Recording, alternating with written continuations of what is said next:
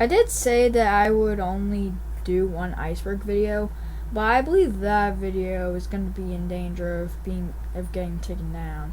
So today I'm going to be doing another Iceberg in case that one gets taken down. Again, you probably know what an iceberg is at this point, if you watched other iceberg videos on YouTube. Surprisingly though, I made the iceberg this time.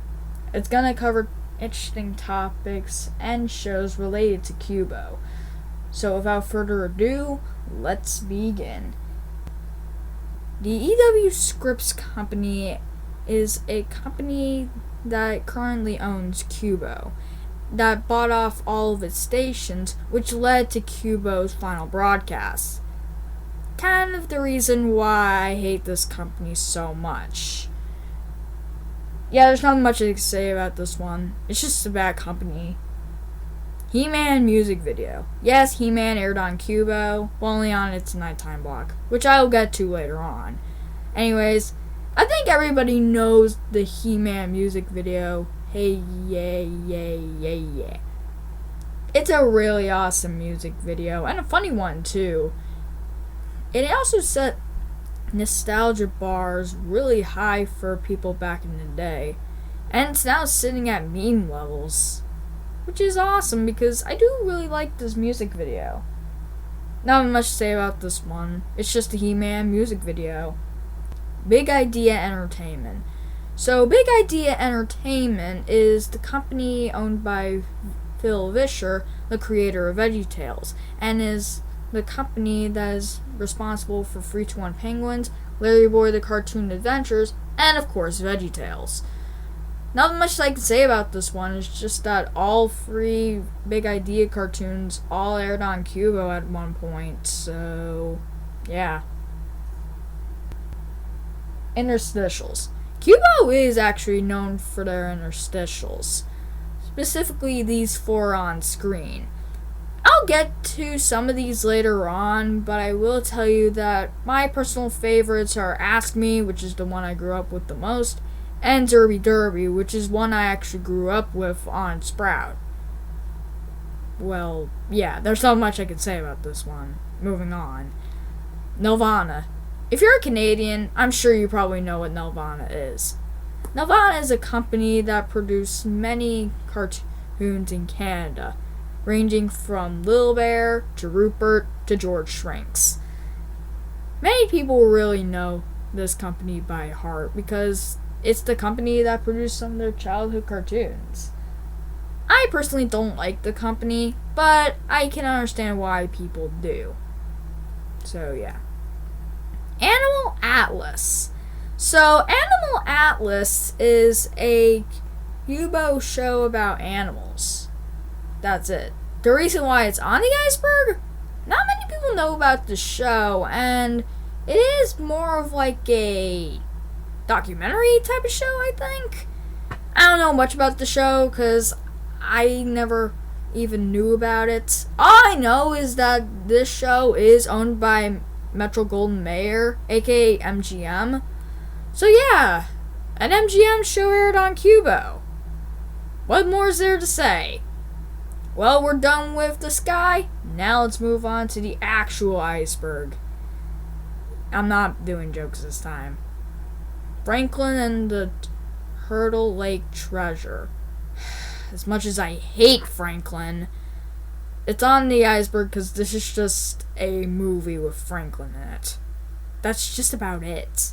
There's nothing much I can say about this one because Franklin just sucks.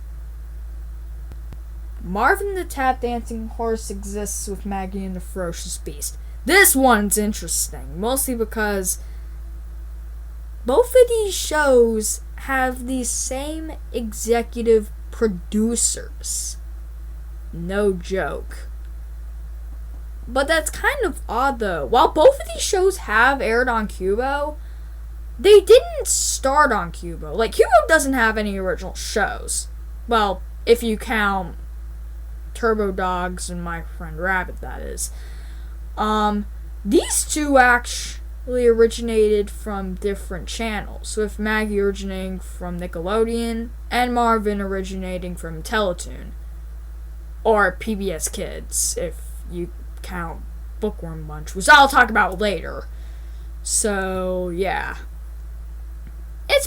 It's pretty fun to compare these two, but it's also weird. Because these two shows have no similarities, with the only one being that the art styles are similar. Again, the executive producers are the same for both shows, so I don't know what to say about it. Cubo Kids Corner. Cubo Kids Corner is actually another block centered on Cubo, which would air on normal Ion television on Saturdays? I don't know. This block mostly exists for the cable providers and homes that only have Ion and not Cubo. Basically like DirecTV, if you're curious. I had DirecTV growing up, so I would know. Anyways, this block consists of multiple shows from Cubo, specifically Doki, Harry and His Bucket Full of Dinosaurs, and Dive Ollie Dive. I butchered the heck out of that show. Anyways, those were the shows that I watched while watching Cubo Kids Corner, at least, so there's nothing much I can say about it. Cubo roleplay. So, if you have Roblox, there's a chance you might have played a roleplay game before. I sure as heck have. Heck, I even have one myself, and it's on screen right now. Yep, Tyler's Cubo roleplay. It's on the Iceberg mostly because I just added on the Iceberg for fun. There's no context to this. I just wanted to promote my Cubo roleplay game. I'll leave a link down below if you guys want to play it. It is available on Roblox if you guys want to play, so go ahead. Well, we're done with the second layer. Now let's go underwater. Ivana the Yukon. So Ivana the Yukon is a YTV animated Canadian series created by the same guy who did Being Ian, which aired on Cubo in the US. Ivana the Yukon didn't make it to the US, but I don't know why it's on the Iceberg. I think I only put it on here mostly because it's related to Being Ian, a show that has aired on Cubo. So, yeah. Nothing much I can say about this one, other than that it's kind of funny, but it's also trying to ride the tailcoats of SpongeBob, so, Zerby Derby. Again, I was going to come back to some of these interstitials, so, yeah. Not much I can really say about Zerby Derby, because I already talked about it in the first layer, but I will say that only shorts of Zerby Derby aired on Cubo between shows. Like, the full entire series aired on PBS Kids Sprout if you grew up with Universal Kids. I did, obviously, because that was the only channel I would usually watch, so, yeah. I don't remember watching Zerby Derby that much, though, but it looks cute, honestly. The Mother Company. So, the Mother Company is a company that owns Ruby Studio, a Cubo interstitial. Again, nothing much I can say about it, other than that they just own a interstitial. So, yeah. But they're also owned by American Public Television, so that's cool, I guess. NBC Universal affiliation. So, this is referring to the fact that Cubo is owned by 5 studios. Well, 5 companies at least. And NBC Universal was one of those companies. Not much I can really say about this one either, mostly because, well, they don't own Cubo anymore. Neither do the other 4 companies. So, yeah. I'll talk about some of these companies later on, but still. Oh yeah, and speaking of NBC, Cubo on NBC. Yes, Cubo had a programming block on NBC in the late 2000s, which mostly played Cubo content, like VeggieTales and a few others. Again, nothing much I could say about it. It's just another Saturday morning block that went defunct. And NBC would later morph this programming block into, well, NBC Kids, which played PBS Kids Sprout content. So, yeah. I think I've watched a tiny bit of NBC Kids, but I don't think I watched enough of it to get a good understanding of it. Moving on. Battery Pop. Battery Pop is another interstitial. Well, it's a company that owns interstitials that would air on Cubo. Like Super Geek Heroes, which is probably the worst interstitial Cubo has ever aired. And one that featured cats. Nothing much I can say about it, but yeah. Battery Pop actually has a YouTube channel, and I can provide a link to that if you are curious. Well, we're done with the third layer. Let's move on to the fourth layer. TV Ontario. TV Ontario is a Canadian TV channel that owns probably the most overused logo blooper I have ever seen. TVO Kids. As much as I hate TVO Kids, we're not talking about TVO Kids. We're talking about TV Ontario. TV Ontario mostly played weird content for children. And some of their content did end up on Cubo, like Finding Stuff Out and Giver. But there's nothing much I can really say, because I'm not Canadian. So I can't give a good perspective on this. Mighty Machines. Mighty Machines is a 90s series that would later air on Cubo. It's actually owned by a pretty forgotten company, so there's not much I can really say about it. But Mighty Machines does look like a cool show if you're into construction. But aside from that, I can't give a good perspective on the show because I never watched it. The episodes of the show are available on YouTube because, again, it's owned by a forgotten company. But aside from that, nobody really remembers this show, so I had to put it on the Iceberg. Cubo Night Owl. So Cubo Night Owl is Cubo's nighttime block where they were mostly air 80s shows. Specifically He-Man and She-Ra.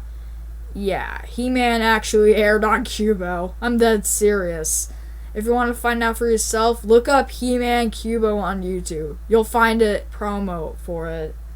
Anyways, nothing much I can say about this one either. It's just a nighttime block on Cubo. But speaking of Cubo Night Owl, Class of the Titans airings. So during Cubo's early years, like 2008, 2009-ish, Cubo would air Class of the Titans, a show owned by Teletoon, and it would only air on their Night Owl block. And it must have not done well, because like what Adult Swim did with Adventure Time, Cubo took Class of the Titans down quick. Which does make sense, because it doesn't really match up some of their other content. Cubo versus PBS Kids, or Cubo and PBS Rivalry. So for the non-cable children, there was a war for the longest running children's block for non-cable children. It was between PBS and Cubo, but I already knew PBS would probably win it. And it did, because in 2021, we all knew what happened to Cubo. So, I won't go over it, but it is worth noting. Well, that was quick for the fourth layer. But don't worry, the fifth layer is also going to be pretty quick. So, let's get on to it. TikTok and Twitter users recently finding out about Cubo's final broadcast. So around July and August of 2021, most users on TikTok and Twitter just recently found out that Cubo had a final broadcast in February to March of 2021. Which is kind of stupid. I don't know how people are that stupid to realize this. But still. Yeah, it's kind of stupid. Sheldon. Sheldon is a very forgotten CGI series that aired on Cubo's earlier years. Well, Cubo's early year. I butchered that too. But still, the company who owned the block I'll actually be talking about next, so I don't think I need to talk about it. But Sheldon is pretty forgotten, and even I forgot about it, mostly because I didn't grow up with Sheldon. So, yeah. Sheldon also kind of reminds me of Sheldon D. Plankton from SpongeBob, and Sheldon from The Big Bang Theory. No joke. Why would they name the show Sheldon? It's just going to refer to the main character from Big Bang Theory. Whatever. Moving on. Classic Media. Classic Media is actually one of the few 5 companies that own Cubo. And it also owned shows like Sheldon. But they're also mostly known for, well, the Rankin Bass stuff as well, which didn't air on Cubo. But they're also now known as DreamWorks Classics because they got bought out by DreamWorks, I'm assuming. So, yeah. I don't have much to say about it. It's just another one of the 5 companies that owns Cubo. And we're actually done with the 5th layer. Let's just move on to the 6th layer. Reboots. Reboots did air on Cubo. Specifically, the Franklin reboot and the Bob the Builder reboot. As well as Magic School Bus Rides again for some reason. I don't know why. But yeah. Most of the reboots that Cubo aired are bad. So, yeah. Moving on. Jakers Stack It. So, Jakers, The Adventures of Piggly-Winks is another show that aired on Cubo.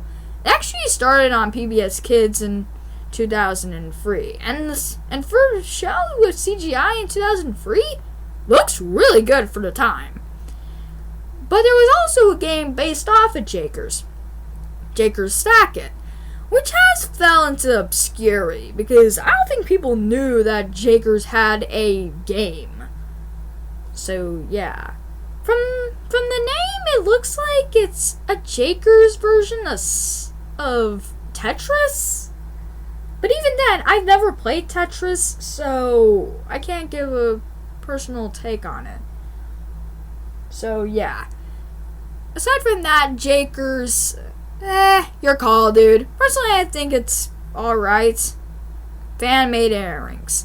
This is actually referring to the fact that there was a Discord server solely to rerun Cubo content, but make it fan-made. This is obviously an illegal thing, but I will say these guys have helped me contribute to this video, so huge ups to them. So, yeah. CCI. CCI is actually, once again, another company that makes Cubo content. But this time, stuff like Ardzuka and Harry and His Bucket Full of Dinosaurs, as well as Meteor and Mighty Monster Trucks. So, yeah. Pretty cool. Most Cubo shows are Canadian. Sorry if I had a small silence for a minute there, and sorry if the entry looks bad. Anyways, I just recently found out about this, but I think most of what Cubo's airing is Canadian. I can name a bunch of Canadian stuff, like Casa of Titans, Franklin, Maggie, Marvin, Find Stuff Out, Being Ian. All those shows are Canadian and have aired on Cubo. So I think it's safe to assume that Cubo mostly airs Canadian content, and that's just it.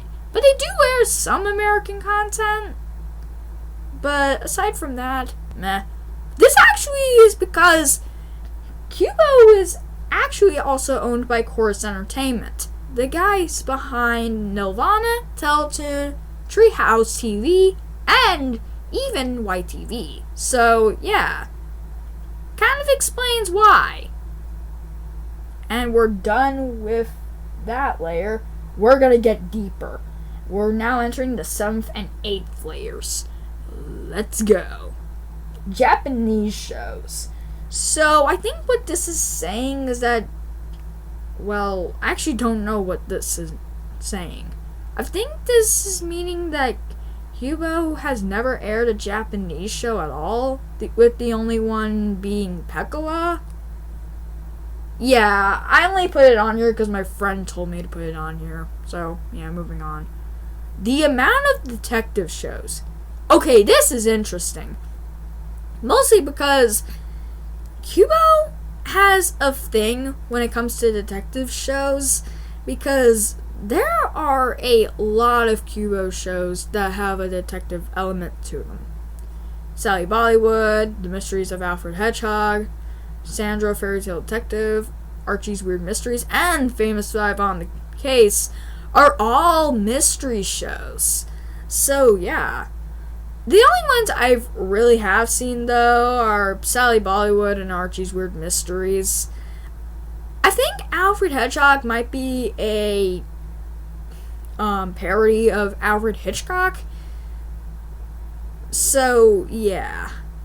Sandra Fairy Tale Detective and Famous Five, though, I never grew up with those. So, yeah. Nothing much I can say about it. It's just like Cubo airs a lot of detective shows. PBS Kids Bookworm Bunch shows making their way to Cubo. So, this one is interesting because a lot of shows that aired on PBS Kids on the block called Bookworm Bunch, which mostly consists of Nelvana cartoons based off of books, some of these shows actually made their way to Cubo later on. Specifically, Elliot Moose, Timothy Goes to School, and Marvin.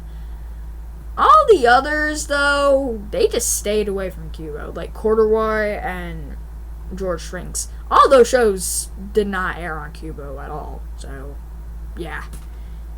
Anyways, nothing much I can say, but quite a few PBS Kids Bookworm Bunch shows have made their way to Cubo. So, yeah, moving on.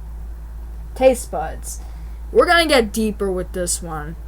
Taste Buds is a pretty old show, starting back in 2008.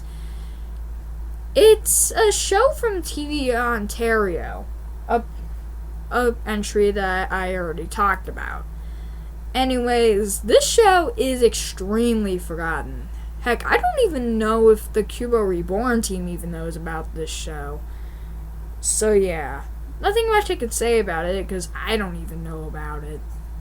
Dantavius. I actually talked about Dantavius in my Adult Swim Iceberg video, so I'll keep this one brief. Basically put, Dantavius is a YouTuber who mostly just makes fun of the children's series Franklin. I actually follow along on this train because I even hate Franklin myself. So, yeah. Well, it's time for the 8th layer. We're getting deep, guys. Culture Click. Culture Click is a very forgotten Cubo series with a twist. That's right. This show is from Litton Entertainment. No joke, guys. This is a Litton Entertainment show. Yes, Litton Entertainment has a show on Cubo. No joke. As much as I hate Litton Entertainment, this show originally aired on Litton's Weekend Adventure on ABC, and would air on Cubo later on. I really don't care for this show, but the ratings for this show weren't terrible though. Some people really hate it though.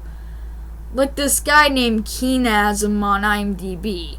He says that not only is this show incredibly boring to watch, he even thinks that the host is obnoxious and she rambles about stuff that literally no one cares about.